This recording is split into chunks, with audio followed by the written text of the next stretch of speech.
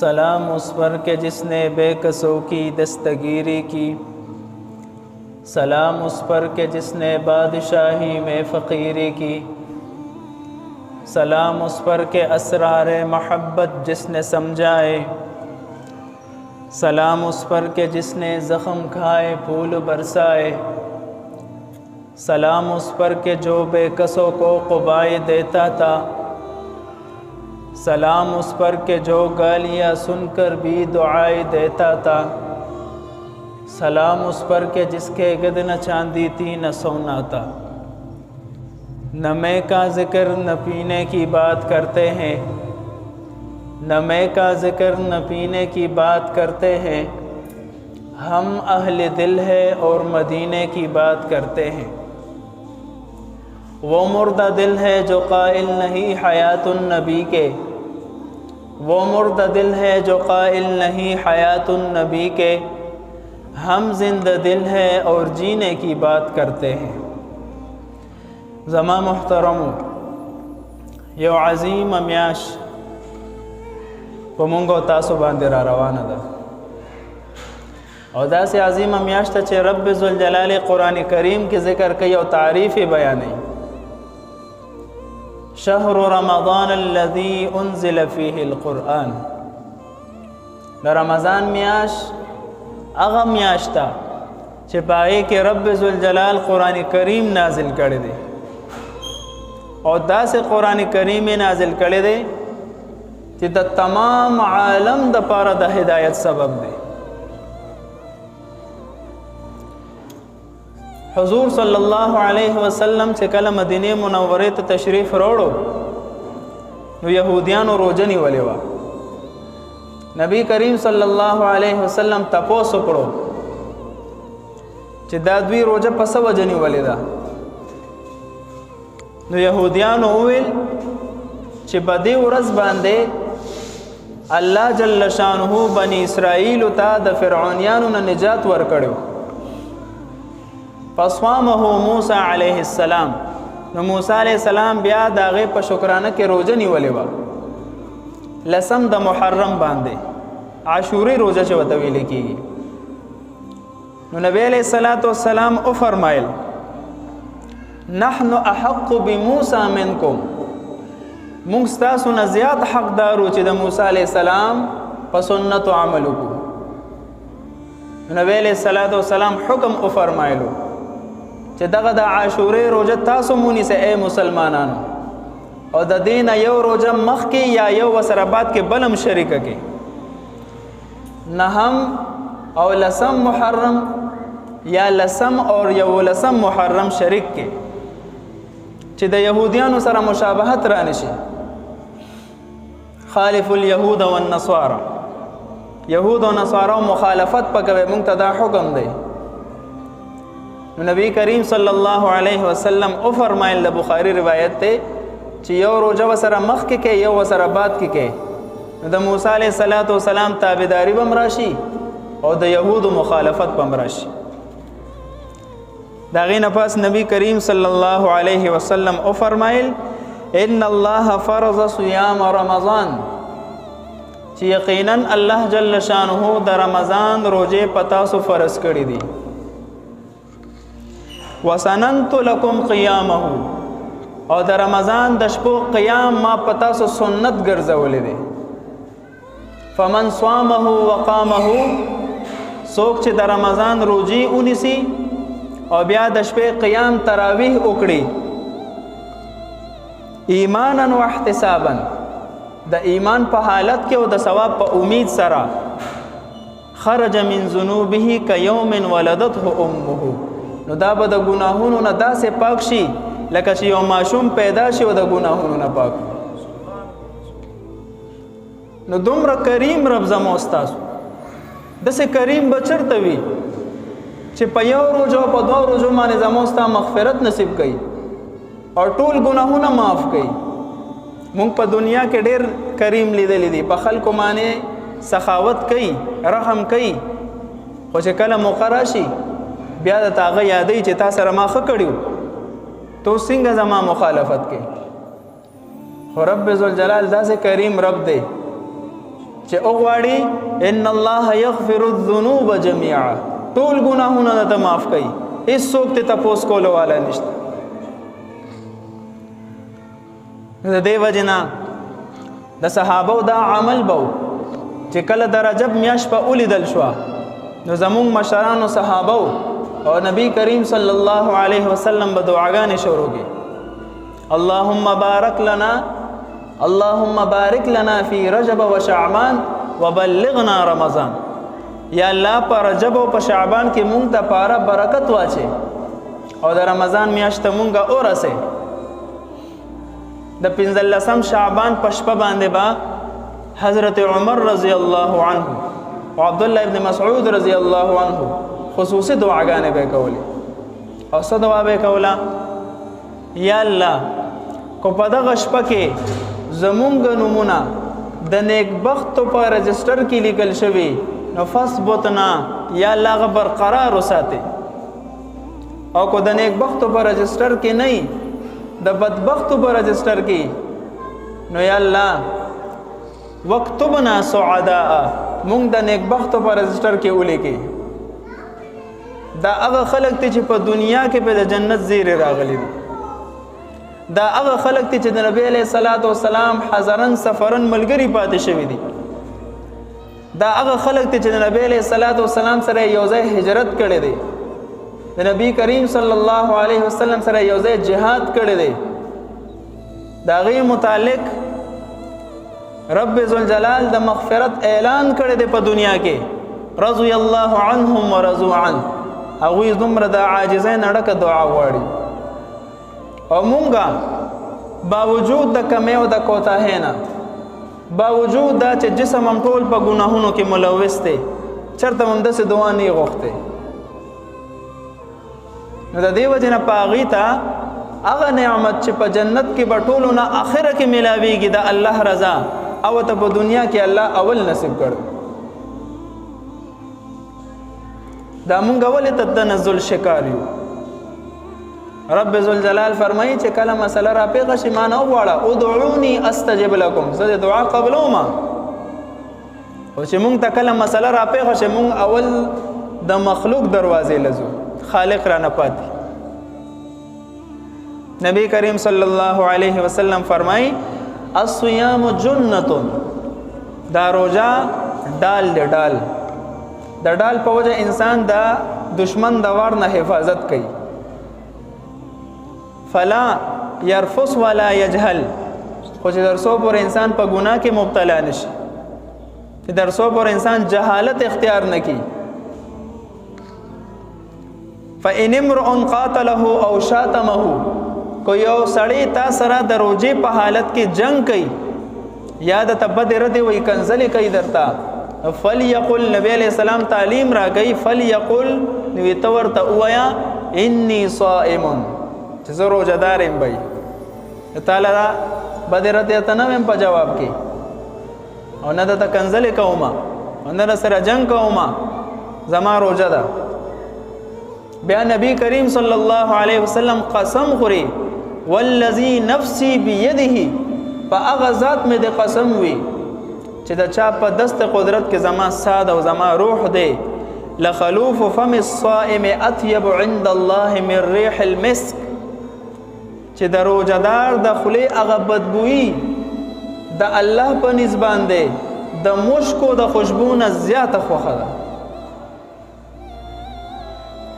د هغه بدبویي مراد ده چې د معدې د خالیوالي په وجه باندې کم بړاس په خوله باندې راځي هغه بدبویي مراد نه ده چې یو انسان د په میاشتو مسواک نه دی کړی او نه ټوټ پیس کړی دی او نسواره چې یو شی بل شي کې خولې نه بدبویي زی دغه مراد نه ده هغه مراد ده چې معده خالی وي او داغه نه کم بړاس روزي دغه الله ته ډیره زیاته خوښه ده یترک طعامه وشرابه وشهوته من اجلی دا روزه به د قیامت په ورځ باندې د الله په دربار کې سفارش کوي چې الله دې بندا زما په وجه باندې خوراک پرې غوستو سکا کې پرې غوستو خپل حلال بیبي پرې غوسته وا یا الله د دې په حق کې زما سفارش قبول کړي. او یو روایت کې دام راځي چې قرآن کریم به هم د قیامت په ورځ د بنده شفارس کوي د الله په دربار کې. اب عرض کوي چې یا الله د ستړیوالي باوجود دې خلکو زه په تراوو کې لوستلې ما زما تلاوت یې کړی دی. یا الله د دې په حق کې زما سفارش قبول کړي. نو روایاتو کې راځي چې رب ذوالجلال په د دوانو سفارش قبول کړي او د هغه بندگانو مغفرت په فرمایي. خدای سفارش نه به بعض خلک محروم وي. کم خلکو چې د روزې د آداب خیال نه ساتلې، لکه مخکې روایت کې راځي نبی علیہ السلام فرمایي الصيام لی. د بخاری روایت ته چې دا روزه زما د پاره ده وانا اجزی به او زبد دې بدله په خپل ورکوم رب ذوالجلال فرمایي. یو اشکال دی دلته چې ټول عبادت د الله د پاره دي. التحیات لله والصلوات والطیبات، تمام جانی عبادتونه تمام مالی عبادتونه ټول د الله د پاره دي. خو دلته د روزې تخصیص ځان ته کوي. نبی علیہ السلام فرمایي چې الله جل شانه فرمایل الصيام لی، چې روزه زما د پاره ده. نو د دې روزې تخصیص ولې کوي؟ نو دلته محدثین خپل جواب لیکل دي چې انسان موس کوي نو د کې ریاکاری ممکن ده، حج کوي ریاکاری ممکن ده چې وشي د انسان نه، جهاد کوي ریاکاری ممکن ده چې وشي. خو لیکن روزه د څه عمل لې چې انسان روزه اونسي بل سړی ته پته نه لګي چې دا روزه شته او کو نشته، چې سو پوریا په خپل اظهار نه کړي. په نور اعمالو کې کو انسان په خپل اظهار نه کی، خو لیکن داغه د عمل نه معلومیږي چې دا موس کوي لګیا دی، دا حج کوي لګیا دی، دا جهاد کوي لګیا دی. هیڅ ریاکاری راتلی شي، پر روزه کې ریاکاری نشي راتلی. د دې وجنه الله رب العزت د روزې نسبت ځان ته کو چې زو په خپل د دې بدله ورکو، او چې رب ذوالجلال جل په خپل بدله ورکي تاغه بس کا کیفیت پوي. او بعض علما محدثین دام فرمایي په دې روایت کې چې الصيام لی وانا اجزا به، دسه الفاظ نقل دي چې روزه زما د پاره ده او رب ذوالجلال فرمایي چې د روزې بدله ز په خپل ما، چې څوک روزه نيسي زبو ته په بدله کې ملاويږم او چې الله په بدله کې ملو شي. ویړون د خدای نه غواړي، دوسترګي غواړي او مونږه د الله رضا غواړو، نو چې هغه ملو شو بس مسله ختم شو. همیشه د پاره خوشالیانې دي بیا زمونږه. په یو بل روایت کې راځي د بخاری روایت ان فی الجنه بابا، د جنت اته دروازې دي، خو یو خاص دروازه د هغه ته وایي باب الریان. يدخل منه الصائمون يوم القيامه، د قیامت په ورځ باندې با په دک باب الریان باندې صرف اور صرف روزدار ته आवाज کیږي چې روزدار څه شو؟ اين الصائمون، روزدار څه شو؟ فيقومون، یوډل به ودرېږي چې مونږ یو روزدار. نو دا غي نه پس لا يدخل منهم احد غيره، دې سره بل کس نه، صرف دا روزدارو ته به ویل شي په اعزاز او په اکرام سره چې تاسو راځئ، تاسو لپاره خصوصي دا دروازه ده. خو چې کله دې دروازې ته داخل شو جنت ته اغلق، نو بیا به جنت او مکه یو دروازه بند کړی شي. دا صرف د روزدارو خصوصیت ده. بل روایت کې راځي اذا جاء رمضان، یو داسې لفظ هم شته اذا دخل رمضان، چې کله رمضان مبارک راشي فتحت ابواب السماء، د اسمانونو دروازې کولوشي. فتحت ابواب الجنه، د جنت دروازې کولوشي. وغلقت ابواب جهنم، او د جهنم دروازې بند کړي شي. وسلسله الشیاطین، او سرکش شیطانان قید کړي شي. اسی یو سوال راځي چې اوس خو شیطانان کولو دي نو موږ په ګناه کې اخته کی، خو په رمضان کې خدا شیطانان متړل شي بیا ولې موږ نه ګناه کیږي؟ زموږ روزه وي او په خوله دروغ جاری وي روجم وي او چغل خوري کو دو پجن کو روجم وي مور او بلار رانه ناراضه وي روجم وي په امت مسلمه کې قتل عام شروع وي روجم وي شراب نوشي شروع وي موز مونږ نه پاتې وي نوافل تلاوت ذکر اذکار ارسره نه پاتې وي ولې شیطانان خو قید شوي دي کنه وجه دا زمونږ علماء لیکلي دي چې کله د صحابه عمل بداو چې رمضان براتلو نو شپږ میاشتې مخکې باغوي د رمضان د لپاره تیاری کولو خپل کارونه به ختمول او عبادتو کې به ځان مصروفه کولو چې د رمضان میاشت راشي چې کم از کم مونږه عادت عبادت ګرځېدلې وي نو د رمضان نه مخکې هم مونږ ته دام پته نه لګي چې 15 شعبان په کم تاریخ راځي او په کم شپه راځي او د فلانه ورځ په کم شپه راځي دا مونږ ته پته نشته نو مونږ به تیاری سوکو نو مونږ دومره د غفلت شکار یو چې مونږ د عبادت خو پرېږده مونږ د خپل هغه فرضي او کم اهم امور دی هغه رانه پاتې دي نو چې کله رمضان راشي نو په هغې کې مونږ د خپل عادتونو نه اوړېدلې نه یو او مکه شان نټ او مکه شان فیسبوکونه او مکه شان د قرآن نه لرېوالی او مکه شان د مسجد نه لرېوالی او مکه شان د الله نه فرمانی او مکه شان د مور او پلار ناراضوالی څنګه چې په عام رمضان کې وي داسې په رمضان کې هم مونږ په دغه ګناهونو کې مبتلا یو علماء لیکلي دي د رجب میاشت شهر الزرع دا د فصل د کرلو میاشت ده او د شعبان میاشت شهر سقي الزرع دا فصل ته د اوبو ورکولو میاشت ده او د رمضان میاشت شهر حصاد الزرع دا د فصل د کټ کولو میاشت ده مونږ فصل کرلی نه دی اوبم نه دی ورکړی نو فصل به څه وشي څه به کټ کو مونږه او رمضان زمونږ نوم داسې لاړ شي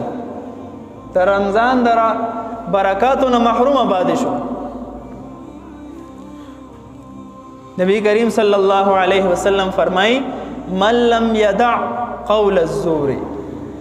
والعمل به څوک چې په رمضان کې دروغ پرېږ نه دي او بده باندې عمل کول پرېږ نه دي فليس لله حاجة ان يدع طعامه وشرابه الله ته د داسې سړي د روزې هیڅ ضرورت نشته چې دا د خوراک څښاک پرېږدي څومره سخت وعید دی عقل والا به دې پوهېږي چې تا غونډه ورځ عبادت کړی دی د الله د حکم مطابق خوراک څښاک حلال بیبي دې پرېښې ده او پکې دروغ وای رب ذوالجلال فرمان دی چې هیڅ ضرورت نشته دی خوراک څښاک پرېغوستو ته خوراک هم کوه بیا چې څه کې کوه چې کم د روزې پابندیان یې هغه نه کې د دې وجې نه زمونږ بعض علماو دا رایه ده کو چا په روژه کې دروغ وویل وي د ده روژه ماته شوه خو زمونږ جمهور مشران علما چې څومره هم د هغې وایي چې نه روژه نه ماتېږي خو البته چا چې په روژه کې دروغ وویل د ده د روژې ټول ثواب لاړو ضایع شو نو څه مطلب شو زه د دونه تکلیف هم برداشت کم او ما ته پې اجر هم ملو نشي ته دلته یو مزدور راغواړه او ته وایې دا 10,000 خښته ده دا 15 چت ته وخېژوه نن د شپې به زه تاله 10,000 روپۍ در کوم چا غونډې خښتې وخېژئ بیا ورته چې زر وره اجرت ترې نشته چې بیا تا سره څه کوي نو مونږ عبادات هم وکړو الله یې قبول هم نه کړي بای دا ډېر اهم څیزونه دي دروغو نه ځان وساتو نبی کریم صلی الله علیه وسلم فرمایي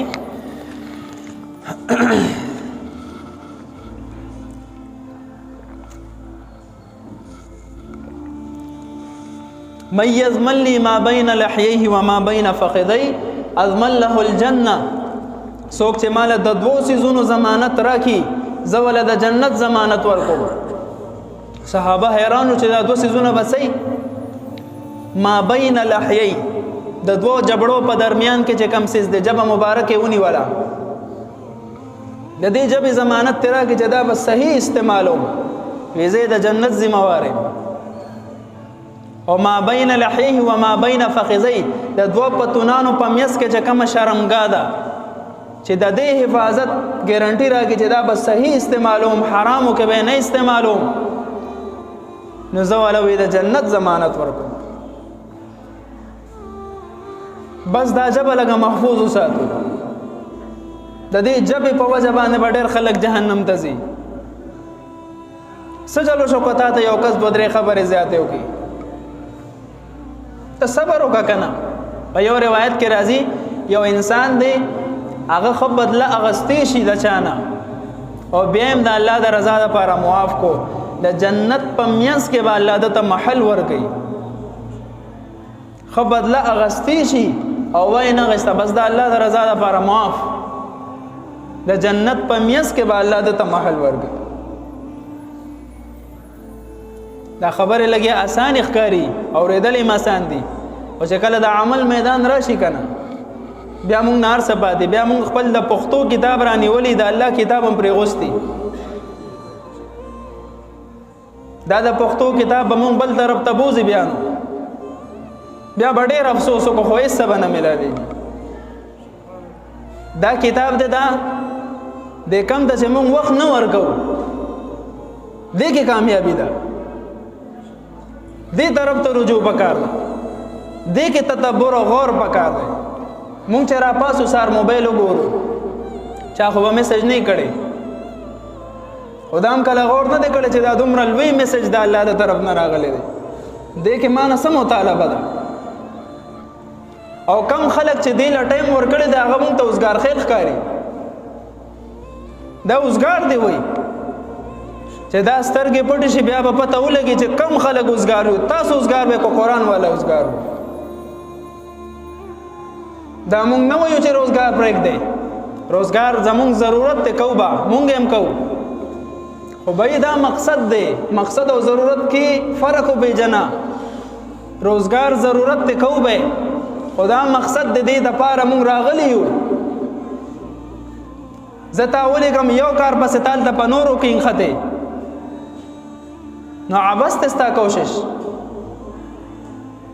نو بھائی زم نیت کوم انشاءالله رمضان میاشت را روانه ده تاسو معظم وکئ در اوس نه د قرآن د تلاوت اهتمام شروع کو مور او پلار رانه خفئ مور او پلار راضي کو اکثر دا مسلې وي د ښځې په وجه موږ مور او پلار خفه کړي وي یا نور داسې وجوهات مور او پلار خفئ مور او پلار راضي کو کو چا سره زموږ رشته داري کټ وي لاړ شه معافي ته وغواړه غلطی دی د هغه وي خیر دی د هغه نه غواړي معافي ته خو پوه شو که نه تا حدیث واورېدو که نه ته لاړ شه معافي وغواړې دا اجر ته وګټه چا دغه رنګې په جون کې چېرته الله دې نه کې شراب څکلي توبه دې وباسي به دې کې د یو څو کسانو مغفرت په نه کېږي عادي شرابي د ده مغفرت نه کېږي د مور او پلار نافرمان مغفرت د ده نه کېږي د چا پنسي چې د ګیټو نه ښکته وي د ده مغفرت نه کېږي قاتل د قاتل مغفرت نه کېږي نو بھائی چې ښه راته پته ده اول نه راته ویلې شوي دي چې په دغه کارونو کې مغفرت نشته او بیا هم پکې مونږ لګیا یو او بیا مونږ ګیلې کوو چې زمونږ دعا نه قبلېږي مصیبتونه را باندې رالل نو ګیلې خو بیا نه دي پکار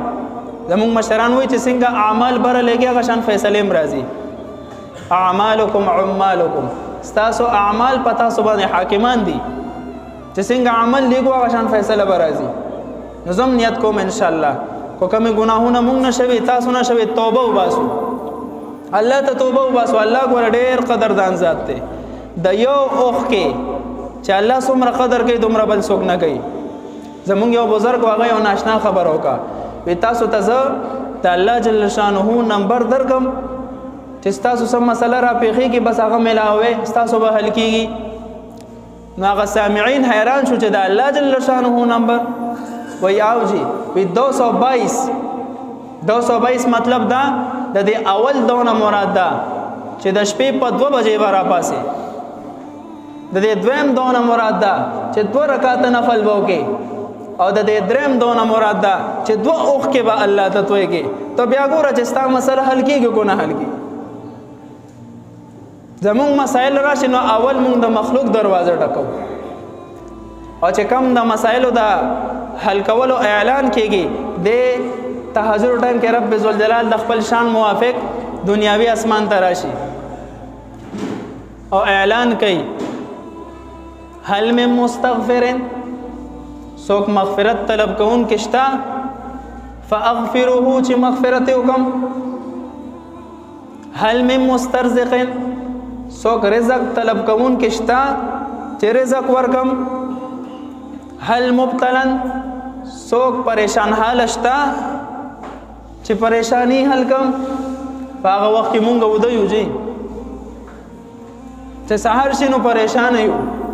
رزق پسې ذلیله ګرځو را ګرځو کاروبار نشته چې کمې د مشکلاتو د حل کولو ټایم دی هغه وخت کې زه ودیمه او داسې ودیمه چې د سهار مونځ هم رانه لاړ شي یو انګریز په خپل کتاب کې لیکلی دی چې کله د مسلمانانو مسجدونه داسې ډک شو څنګه چې د جمعې او په اخترونو کې ډک وي او په سهار مونځونو کې هم داسې ډک شو نو په هغه ورځ باندې به اسلام ته الله غلبه نصیب کړي او کفر به مغلوب شي مونږ نیت نه دی کړی اسلام ته د غلبې نو به زم نیت کوم انشاءالله تاسو نه برپور امید دی چې کم رمضان را روان دی دا د الله تر طرف نه یو مهمان دی یو ملمه دی د قدر پکار دی کو قدر مو نه کړو نو د الله جل شانو ته مونږ هیڅ تکلیف نشو ورکولی هیڅ نقصان نشو کولی ځان بغیر کو ومن يتعد حدود الله فقد ظلم نفسه د الله د حدودونه تجاوز کې نو ځان سره ظلم کې الله ته اسم نشویلی الله دې د عمل کولو